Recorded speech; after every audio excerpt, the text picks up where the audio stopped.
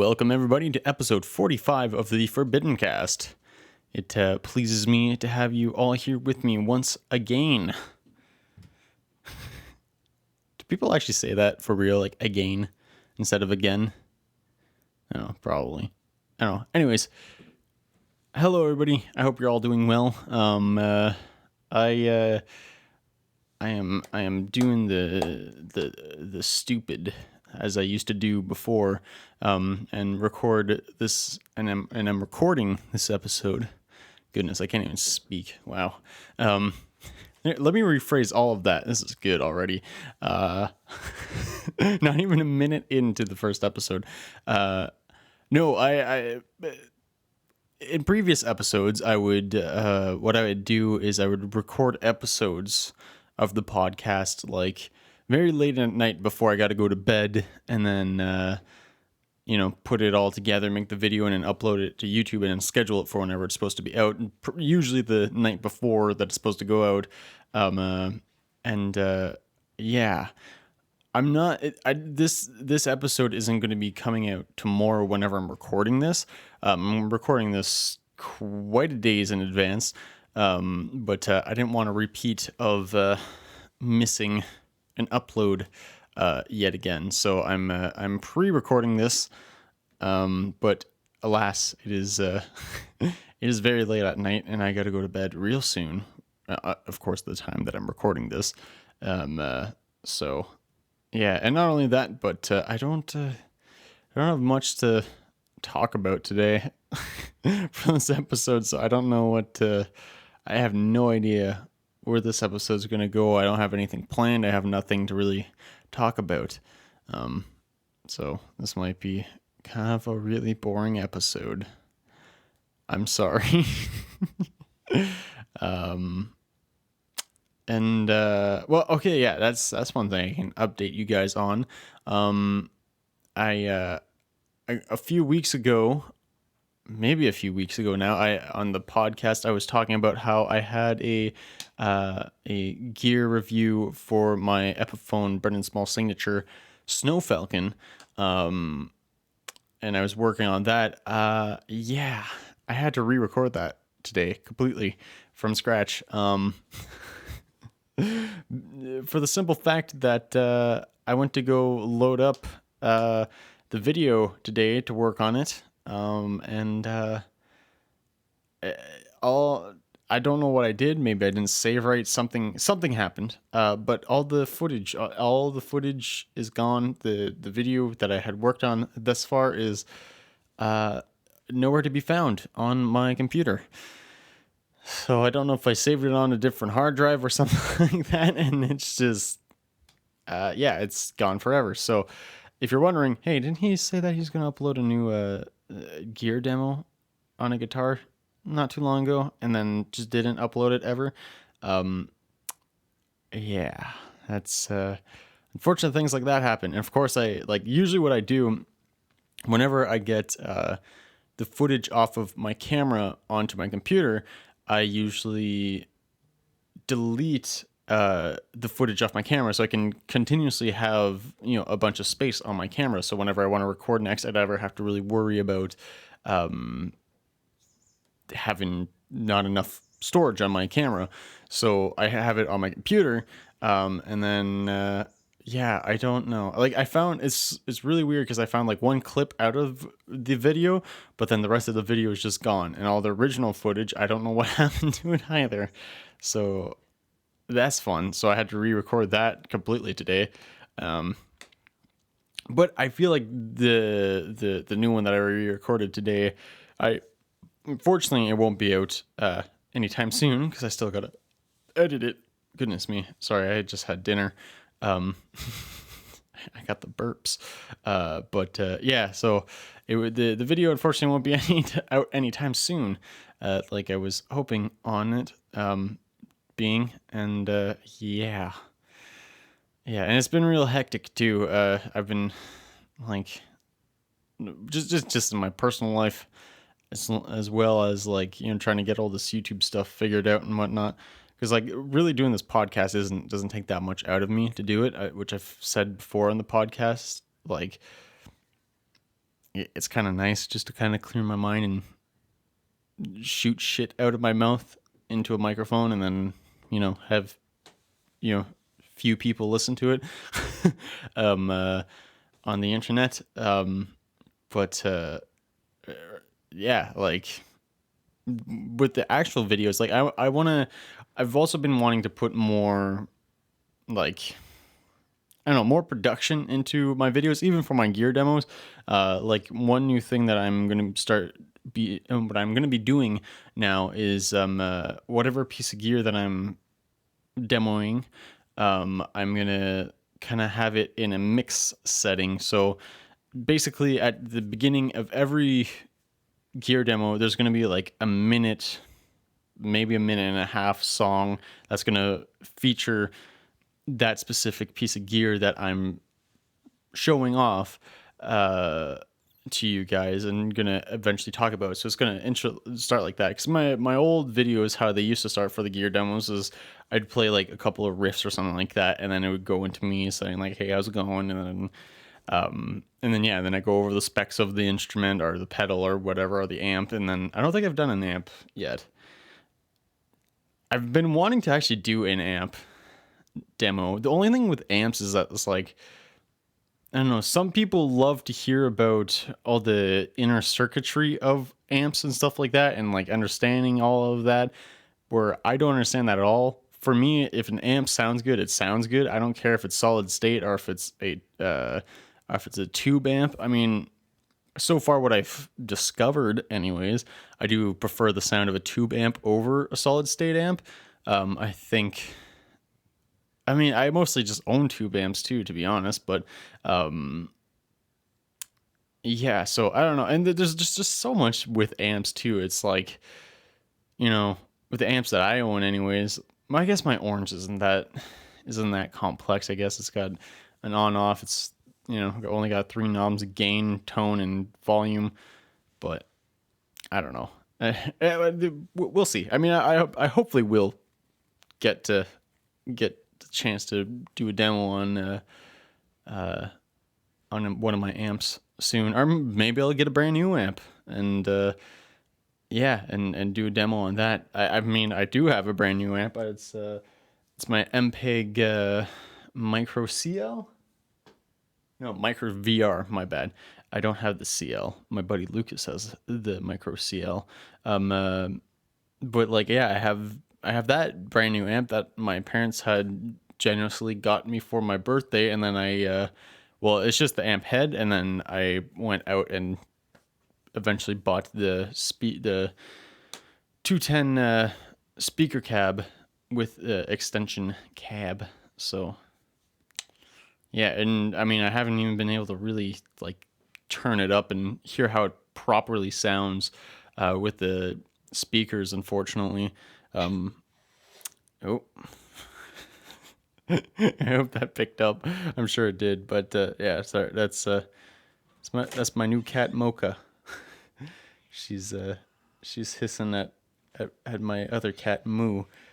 You can see it on a feature on my Christmas special. You got him? Yeah. Okay. Thank you.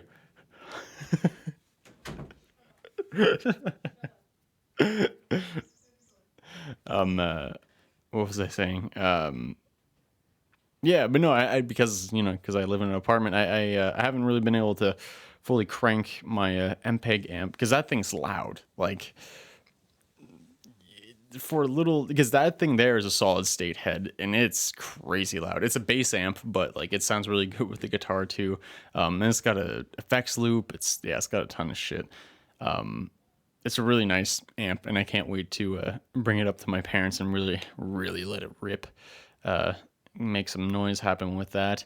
So that will be really exciting, and I'm looking forward to that whenever I record the bass parts for CQ2 Celestial Quest, for anybody who didn't know. But yeah, so I mean, I wanted to do a demo on that thing, but again, I want to be able to properly show it off, show people what it can do. But again, in the context of being in an apartment, I can only do so much. I mean, I could use an impulse response with the Line 6 Helix and just show off the head, but I don't know. I like the sound of an actual, cab and placing mics and stuff like that. I don't know. I get joy out of doing that. I like to nerd out about like finding the different sounds and, all that junk. But anyways, Snow Falcon review demo thing will be coming out at some point. Hopefully by the end of this month. Who knows? Probably not next Friday. I want to say the Friday after that. I think that might be at the end of the month. The Friday after that, actually. Yeah. So not till probably the 3rd of December, maybe. I don't know. We'll see. We shall see for sure. Hopefully out before Christmas. Anyways, because I don't want to give too much away, but I have another special holiday thing brewing in my mind, maybe, that I've been meaning to do. And I've also kind of mentioned before that I want to do a 100 subscriber special, which again I have recorded, like I have footage of. I just got to put it all together and actually edit it, and then release it. Because that's the thing. Like, I don't know. Like, I love editing videos. It's just for some reason, whenever it comes time to actually edit videos, I don't want to do it. I always push it off, which is super annoying, and I frustrate myself with that constantly. Because it's like, once I start getting going and doing it and like putting all the funny little edits and stuff like that, like, I love doing it. It makes me laugh. I have tons of fun doing it. It's just, it takes so long, and like I constantly feel like I don't have any time. So that's probably why I just always associate editing the videos with like, oh, it's just, I need to be able to have tons of time to do this, but I don't have tons of time to do this. I want to do other shit today, so that, and then I end up just basically doing nothing, or, I just play the same riffs on guitar over and over and over again. And then, it pretty much basically end up not doing anything, or I get caught up doing other, basic kind of shit, like housekeeping and whatnot, doing dishes and doing laundry, all that fun stuff. One exciting piece of information, I guess, is another thing that I want to end up doing a demo or a review for, is I have a brand new guitar that I've been really enjoying a lot, actually, way more than I thought I would. I thought the Ghost Horse was going to be my last guitar that I've purchased for a while, but I guess not. So the new guitar that I have, it's an early Christmas gift from my parents. They sent over some money towards me, and then I went and picked up the guitar. It's a Epiphone SG Muse in Wonderlust Green, well, metallic Wonderlust Green. It's a really, really nice color. I just love the aesthetic look of it. It looks really, really nice. All of the Muse guitars are actually really, really interesting looking. I really like the blue one as well. That one's really nice. But I think, did I mention it on the podcast already? I feel like I might have mentioned it on a podcast. I know I said it before that I wanted that guitar, but I don't think I've mentioned that I actually have it now. But anyways, I do have it now. So yeah, I've been between that one and the Ghost Horse and my Snow Falcon, like, my other poor guitars have been getting kind of neglected, and I feel really bad. But those have been kind of my main guitars as of lately. And it's very funny to me too, thinking about it, because for the longest time, I've been such a big Jackson guy. Like the most guitars that I've owned have been Jacksons. I still think I do own more Jacksons than anything, just because they're just such good quality guitars, I find anyways, for a very, very low price. They look cool. They're nice and they got that really cool sharp look to them. I mean, obviously too. I mean, look at my influences. I mean, Randy Rhoads and Dave Mustaine. You know, Dave Mustaine's King V is just the coolest looking thing ever. I mean, obviously the Rhodes, the first Jackson. You know, so yeah. I mean, even yeah, like I think the only guitar from Jackson that I don't think I would ever personally want to own is the Monarchs. For anybody who doesn't know what the Jackson Monarch is, it's basically Jackson's take on a Les Paul.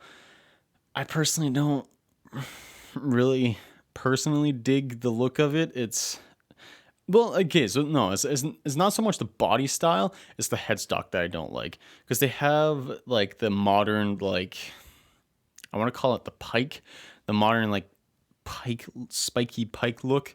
But like obviously Jacksonized, so it's like kind of like, it's got different bevels and stuff like that. But I don't know, it doesn't. I hate it. I hate the look of it. Maybe it's just because it's not traditional. Maybe that's it. But like, yeah, I don't know. I don't dig it. I prefer just getting an Epiphone or saving up a shit ton of money and end up getting a Gibson. But I mean, to be fair, the Jackson probably would stay in tune better than the Epiphone. Well, no, I find my Epiphone stay in tune pretty well. If I got like a good pair of strings on there, like I usually use the Darios, the NYXLs. I think those ones usually, I find anyways, they stay in tune pretty well. Like I don't have to dick around with tuning too much.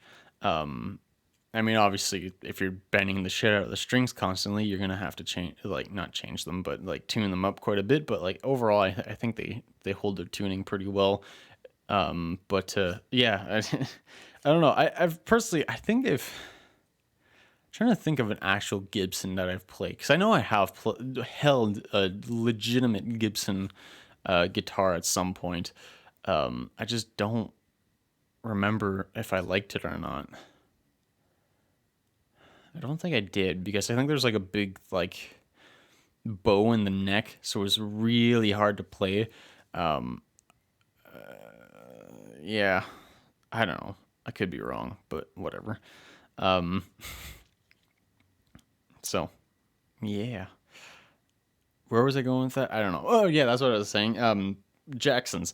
Yeah, I used to be all about Jackson, and then now I've noticed that I'm starting to have quite the collection of Epiphones, which I find is very funny because, I mean, Fender and Gibson are like these rival companies, but yet Fender owns Jackson, and then Gibson owns Epiphone. So it's like I'm still, I got like these rival companies kind of thing. I do want to say, like, I do love my Ghost Horse to absolute pieces.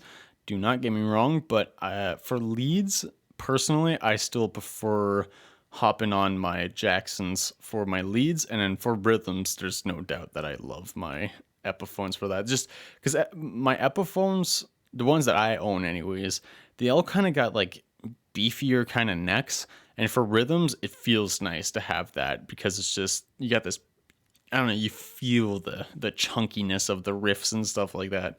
I don't know, obviously it's just like all in my head. But like that's how I feel with it anyways. And then the leads, I can just fly on my Jacksons and not really have to worry about anything being in my way. I mean, don't get me wrong, I mean, I can solo on and play rhythms on either one of them, but yeah, I like having specific guitars for specific things. Like I was talking to my to one of my buddies the other day, and we were talking about well, no, he was actually asking me about the SG Muse, and he was asking me like what kind of finish it is and everything like that, and I told him it was all gloss, and he was like, oh, okay. And then I had mentioned that like, no, he was like, oh, you're gonna sand down the neck. I'm like, no, I kind of like the gloss. And then he was like, oh, really? I thought you said you didn't like it. And then over over time, realizing that I kind of like the stickiness and the feeling of the gloss when I'm playing rhythms. But then whenever it comes to leads, I like the nice, smooth, sanded down, matte finish of the neck. Again, all personal preference, but yeah, that's one thing that I've noticed that I definitely do like. I do like the nice matte, kind of slick feeling of for leads, and then for the rhythms, I kind of like the feeling of the gloss. Or I still like matte finishes for rhythms. It's just it doesn't bother me as much whenever I'm doing rhythms. So yeah, yeah. So that was kind of neat. But yeah, I actually, how many? I wonder how many Epiphones do I own now? Because I have my Epiphone Custom Pro Les Paul, which I absolutely love that thing still. That's like my main go-to rhythm guitar.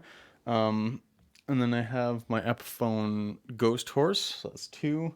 Then I have my Epiphone SG, 3, and then my Epiphone Snow Falcon, which is 4. So yeah, so I guess 4. I own 4 Epiphones now. I still want to get the Thunder Horse. I still want that thing so bad. If anybody out there listening has a Epiphone Thunder Horse and that's like basically mint condition still, and the pickups haven't been swapped out for fucking EMGs, because holy shit, people love to slap EMGs at those things. Like every single time that I see the Epiphone Thunder Horse like on reverb or something like that, someone's always taken out the Gibson burst buckers and thrown in EMGs or something, and it's just like, why? I don't know, people really hate the burst buckers for some reason. I personally love the sound of them. They're very unique sounding. Like I don't find them muddy at all. Like I don't know how other people are dialing in their tones, but yeah, I don't know. I think they sound great. Like I don't know. I've been kind of leaning towards the like having a driven amp, but not to the point where it's just like really mushy, almost fuzzy territory, and then throwing a tube screamer in front of that. I kind of like the just like not at the point of breakup, but like at breaking up and then just a kick, a little tiny bit of a nudge towards the more overdriven sound, and then using a tube screamer or some sort of distortion or drive, but then on the pedal, taking away all of the gain, basically having no gain, and then just cranking in the volume on that, because cranking the volume on the pedals, at least what I find anyways, I could be completely wrong, but to my ears anyways, cranking the volume on the pedals kind of gives it a little more low end to the amp. So if you have a really like crisp, really bright sounding amp, and then you have the gain completely out on your overdrive or distortion pedal, and then have the volume cranked on it, it'll hopefully help with that like kind of low end thing, to bring a little bit more of that, but still keeping that clarity from the really crisp sound of the amp. That's what I prefer like doing anyways, but yeah. I mean, if it's still not enough low end, then dial in a little bit more of bass. But I mean, guitars are supposed to be mid trebly instruments anyways. 'Cause, I mean, in a case of a mix, like your guitars are your treble, your bass is your bass, and then drums are supposed to be kind of a mix of both. From what I understand anyways, how I've seen it, like your lower instruments like your toms and your actual drums, they're supposed to be kind of low end instruments, and then whenever it comes to your cymbals and shit, like that's supposed to be high end. So like, and mid ranged kind of instruments, and then you put it all together, and then you got your drum sound. But yeah, anyways, yeah. Anyways, everybody, I don't even know if I went back in 10 minutes ago, remembering what I was talking about then, I wouldn't even be able to tell you. That's what kind of episode it's been. So let's go to this week's song recommendation. And this week, this is going to be shout out to my mother, because she was the one to introduce me to this song and to this album and to this artist.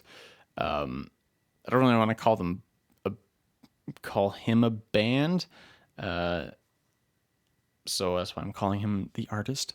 But in 1977, this is, I don't know how to actually describe this now, because I don't want to give it away right away, because I want to keep that suspense. So, Mom, if you're listening to this right now, I want you to be all excited whenever I unveil which song it is, because I know I've mentioned a lot of stuff that my dad has listened to on here, but not too many things that my mom has listened to that I have on here. But today, it's your time to shine, Mom. But yeah, in 1977, off of their debut album, I mean, it's going to give it away right away, but off their debut album, Bad Out of Hell, their very first song off the album, track number 1, clocking in at 9 minutes and 51 seconds, Bad Out of Hell, off of their self-titled album, by Meatloaf.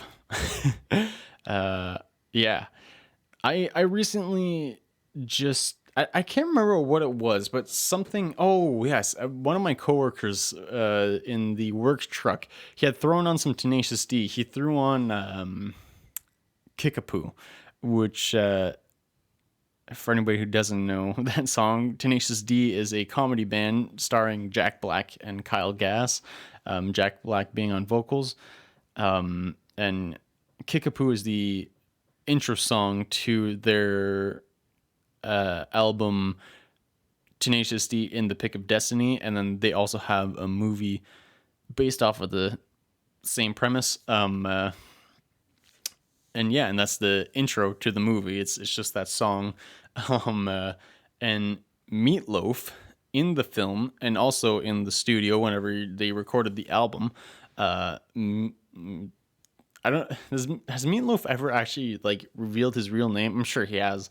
But he's the dad in Kickapoo, singing, you've disobeyed my orders, son. Why were you ever born? Yada yada yada. All that section. That's all actual Meatloaf, and he even plays the character in the film, in the Tenacious D movie, which is awesome. But yeah, this was his debut album, alongside with Jim Steinman is the guy who actually wrote all of the music, like all the songs, and then Meatloaf was the vocalist, the main vocalist anyways, because there is a female voice on there, but I don't know what her name is. She's very present on the song Paradise by the Dashboard Light, which is also another song off of this album that I do love as well, which I also recommend taking a listen to. But Bad Out of Hell is just, it's such a good song. If you like longer songs and you like stuff like Queen, very operatic, but also very, heavy and hard, and, like hard rock. I mean, it's not, Periphery or anything like that, obviously, but it's, it's good shit. I really like those two songs. I've tried to listen to the rest of the album. The rest of the albums, I don't know, in my opinion, obviously, this is where my mom's going to get mad at me. In my opinion, not totally for me, but Bat Out of Hell and Paradise by the Dashboard Light, awesome songs. Both of those ones, absolutely love them. I wish I knew her name. I'm actually going to look it up because the woman voice on Paradise by the Dashboard Light, I really like her voice. Um, I just wish I knew her name. Let me hold on. Let me look it up. Meatloaf. Meatloaf singer. No, not the singer. What? No. What's the song? Paradise by the Dashboard Light. Yes. Female. There we go. Female singer. That's what I want. Okay. Who is the singer with Meatloaf on Paradise by the Dashboard Light? Okay. Foley gained. Oh, Foley. Is that her full name? No. She's got to have a full name. Ellen Foley. Okay, it's Ellen Foley. That's her name. Okay. Foley gained a high public recognition singing the duet with Meatloaf on the hit single Paradise by the Dashboard Light from the 1977 album Bat Out of Hell. Although Carla DeVito, who toured with Meatloaf in support of the album, is featured in the music video. DeVito is lip syncing to Foley's lyrics. Foley's vocals. Oh, okay. Huh, that makes sense. I wonder why Ellen Foley didn't want to go do the tour. To be fair, she does like give it her all in in that vocal performance. So I mean, like I could understand like her ripping that song like every single night, like night after night with no real rest, like would probably absolutely destroy her voice. So I mean, hats off to you, Ellen Foley. You you certainly made your point with your vocals there. He's yeah, very very good. I enjoy that song a lot. Yeah. Well, everybody, with that, I yeah, enjoy those songs. Tell me what you think, and yeah, hopefully this episode wasn't too boring. Alrighty, everybody, I will see you all in the next episode. Yeah. Goodbye.